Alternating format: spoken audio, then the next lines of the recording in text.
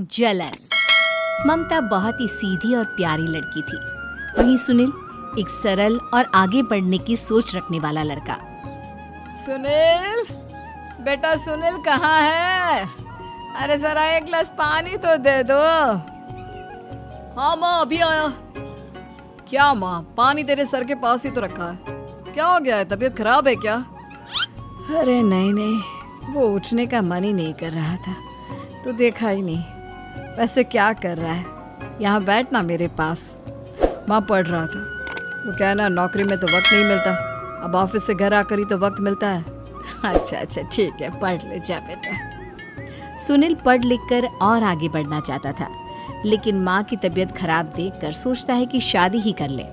कब तक माँ का ख्याल वो अकेले रख पाएगा?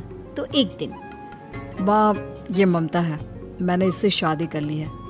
तुम्हारी तबीयत भी ठीक नहीं रहती, तो मैंने सोचा शादी कर लेता हूँ। घर संभालने वाली और तुम्हें संभालने वाली कोई आ जाएगी तो अच्छा रहेगा। माँ अचानक से सामने बहू देखकर हैरान रह जाती है।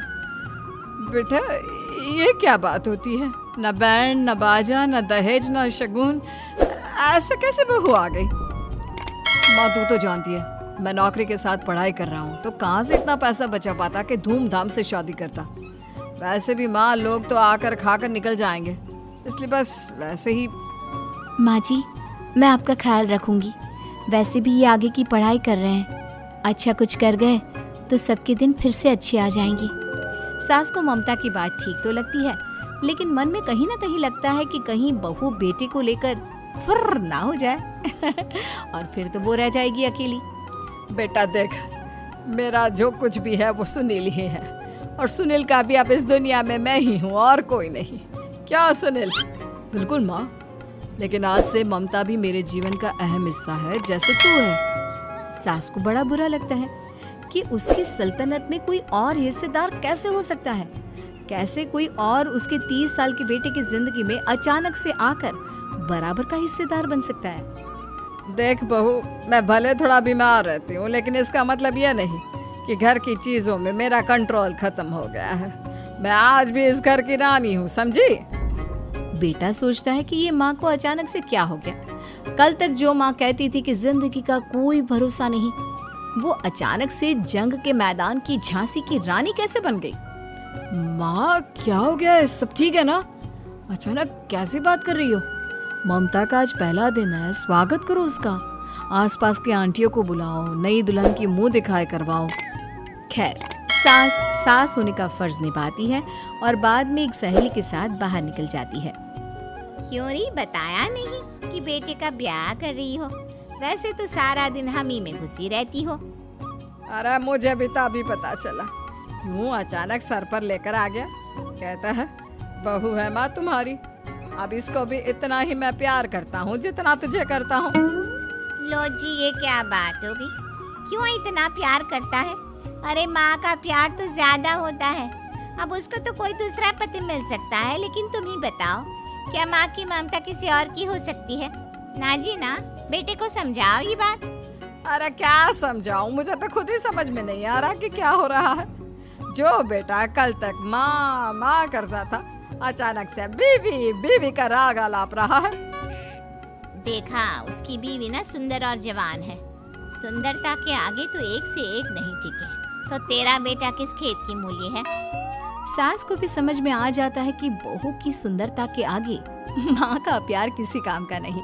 उधर बीवी, ए जी, अम्मा जी सहेलियों को छोड़ने गई थी, अभी तक आई नहीं, हम देख आए क्या? अरे रहने दो ना, आ जाएंगी। कहाँ जाएगी, उनकी आदत है, एक बार जाती है तो पूरी पंचायत खत्म करके ही आती है। अच्छा ही है, खाना वाना खा कर गई होगी। छोड़ो ना, घूमेगी तो खाना पचेगा, नहीं तो ऐसे ही खाट पकड़ लेगी। बहू भी शांत हो जाती है। उधर सास सोचती है कि आज थोड़ा देर से ही घर जाती हूँ, जब बेटा परेशान होकर ढूंढेगा तब मजा आएगा। बीवी को खुद ही पता चल जाएगा कि माँ के आगे उसकी दाल नहीं गलेगी। लेकिन वहीं दूसरी ओर घर पर, ए जी, माँ जी अभी भी नहीं आई, हमको तो घबराहट हो रही है कि क्या करें, जाकर पता करें किसी के घर। अच्छा, कहाँ जाओगी ये भी बता दो। पहला दिन है तुम्हारा इस घर में और एक ही दिन में मोहल्ला छानोगी क्या? हाँ तो आप भी तो नहीं जा रहे हैं ना, हमको फिक्र हो रही है। अरे यार, ये रोज का है अम्मा का, खाओ और सो जाओ। बस फिर क्या था, बेटा बहू खाना खाते हैं और कमरे में सोने चले जाते हैं। उधर जब सास को कोई देखने नहीं आता तो वो हार कर घर आ जाती है, जहाँ वो देखती है कि सारे घर की लाइट्स बंद है। सास को गुस्सा आता है, बहू, ममता बहू कहाँ हो? लेकिन सारे दिन की थकी बहू को ऐसी नींद आती है जैसे किसी ने भांग की गोली खिला दी हो। वो तो नहीं उठती। उठकर आ जाता है बेटा। क्या बात है अम्मा, काहे चिल्ला रही हो? अरे सो जाओ ना, सुबह की थकी है बहू, वो सो रही है। जोर से बोलोगी तो नींद खुल जाएगी उसकी। माँ को गुस्सा आ जाता है। फिलहाल तो सो जाती है, लेकिन मन ही मन ढेर सारा जहर बहू के लिए भरा होता है। सुबह बहू चाय बना रही होती है कि सास धीरे से गैस तेज कर देती है, जिससे चाय का बर्तन जल जाता है।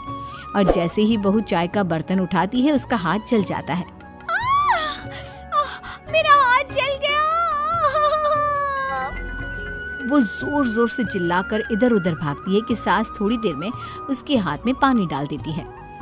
हाय रे बहू, क्या कर रही हो? पहली बार रसोई छुई हो क्या? सासू माँ गलती से गैस तेज रह गई थी और बर्तन जल गया, जिससे मेरा हाथ जल गया। हाय रे, कितना गंदा दाग। छी छी छी छी, मुझे तो उल्टी आ रही है तेरा गला हुआ मांस देखकर। तू ना मुझे अभी साथ से खाना मत लगाना। बहू भी खुद का हाथ देखती है तो उसे भी रोना आ जाता है। कुछ दिनों के बाद सास की सहेली आती है, बहू चाय बनाकर लाती है। उसके जाने के बाद सहेली कहती है, बहू की सुंदरता ऐसी है कि कोई भी दीवाना हो जाए। वैसे तेरे बेटे का क्या हाल है? अरे वैसा ही है, बहू के पीछे लट्टू। क्या करूं, कुछ समझ में नहीं आ रहा। मैंने तो बहू के चेहरे पर दिवाली के पटाखे की चक्री फेंक दी, उसका पूरा चेहरा जल गया। अब देखो ना रही सुंदरता, और ना ही अब मेरा बेटा उसे पूछता है। अरे अब तो वो उसे छोड़कर दूसरी भी देखने को बोल गया है मुझे। बहू सारी बात सुन रही होती है। आंटी एक बात बताइए, क्या भरोसा है कि दूसरी सही आए और आपके अनुसार रहे? देखिए आंटी, मेरी सासू माँ को गलत बात सिखाने की जरूरत नहीं है। हमारा परिवार साथ में खुशी से रह रहा है। देख बहू, मेरी सहेली की बेइज्जती ना कर, वही अच्छा रहेगा तेरे लिए, समझी? बहू नहीं मानती है। वो बार बार उनकी सहेली को घर से निकल जाने को कहती है। तभी सास की सहेली पास के चूल्हे से लकड़ी लाकर बहू के चेहरे पर लगा देती है। बहू जोर जोर से रोने लगती है। अरे ये क्या कर दिया? मैंने कहा किया, ये तो तूने किया। तू ही नहीं चाहती थी कि बहू बेटे के साथ रहे, भला मैं क्यों करूंगी?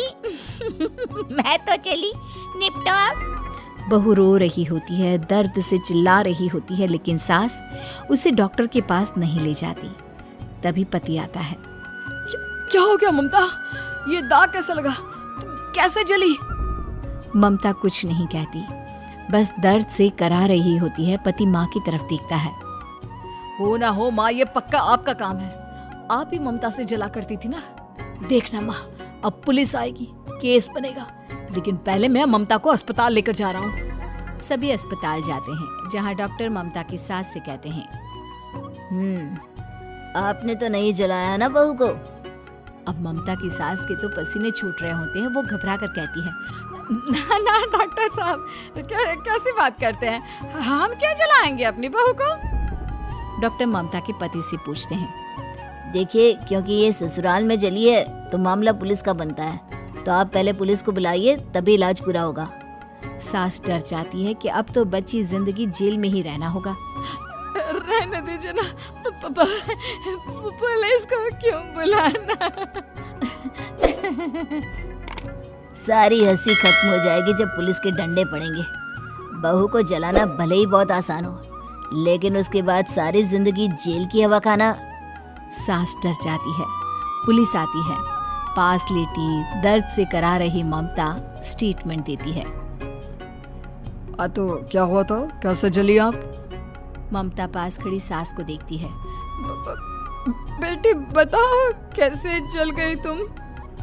ओए, काका का किरण वाली शाहरुख, चुप, बिल्कुल चुप। सास चुप। सभी इंतजार करते हैं कि ममता क्या बोलेगी। जी मैं खाना बना रही थी, लकड़ी उड़कर मेरे ऊपर गिर गई और मैं जल गई। सास बहू की बात सुनकर रोने लगती है। देखा माँ, कितनी समझदार है ममता। ये चाहती तो, हाँ बेटा, ये चाहती तो मैं आज जेल में होती। मुझे माफ कर दे, मैं आगे से अभी कभी ऐसा नहीं करूंगी। बहू के साथ मिलकर रहूंगी, मुझे माफ कर दे।